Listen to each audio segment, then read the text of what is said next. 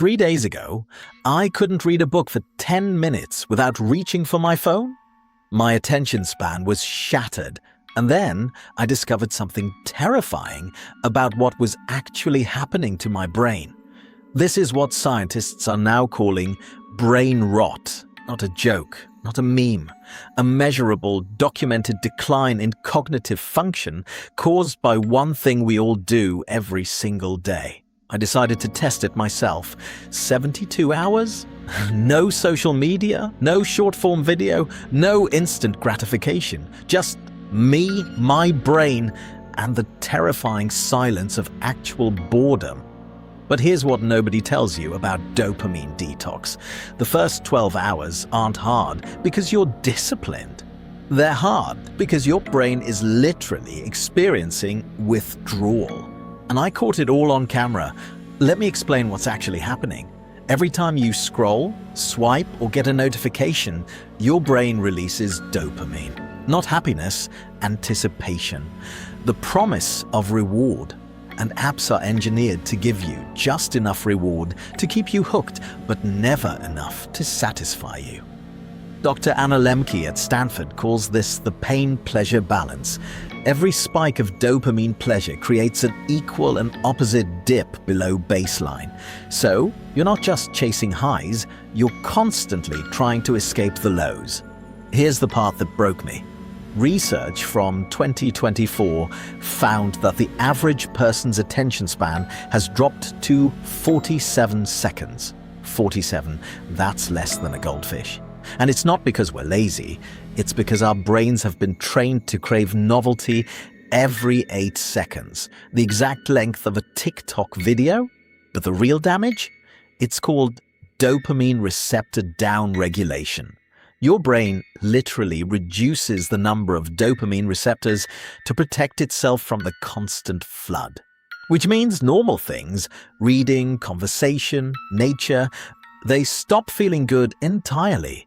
That's why you can't enjoy a sunset without posting it. Why a good meal feels incomplete without a photo. Your brain has been hijacked, and I was about to find out if it could be recovered. Hour 1 felt liberating. Hour 3 felt suspicious. By hour 6, I was standing in my kitchen, staring at a wall, genuinely unsure what to do with myself. I had forgotten how to be bored. This is what psychologists call extinction burst. When you remove a reward, your brain doesn't give up quietly. It throws a tantrum. I felt restless, anxious. My fingers literally twitched toward where my phone would be. I was experiencing withdrawal from a device I'd owned for 6 years, but then something strange happened. Around hour 14, the anxiety peaked and broke like a fever. I sat down with a book I'd been meaning to read for 8 months, and I read for 2 hours. Without checking my phone once, I can't remember the last time that happened. The science behind this is called dopamine fasting, but the real mechanism is neuroplasticity. Your brain is constantly rewiring itself based on what you do. Stop feeding it cheap dopamine, and it starts rebuilding receptors. Normal life starts feeling rewarding again, but it takes about 48 hours for the reset to begin.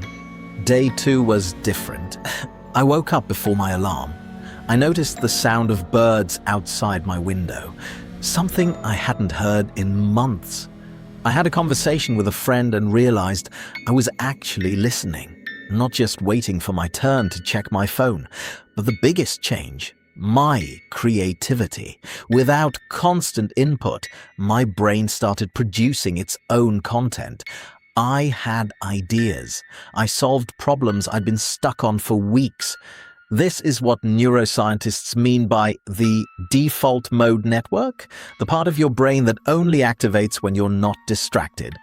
By hour 60, something hit me. I wasn't just detoxing from my phone, I was detoxing from a version of myself I'd become without realizing it.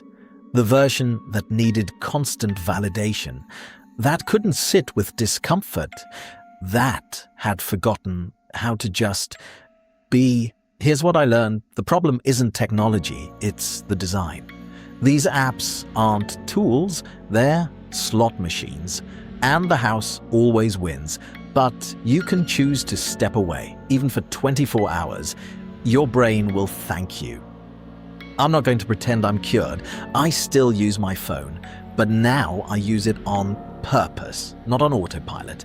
And that difference, it's the difference between living your life and watching someone else live theirs through a screen. If you made it to the end of this video, you've already proven something. Your attention span is still there. It just needs to be protected.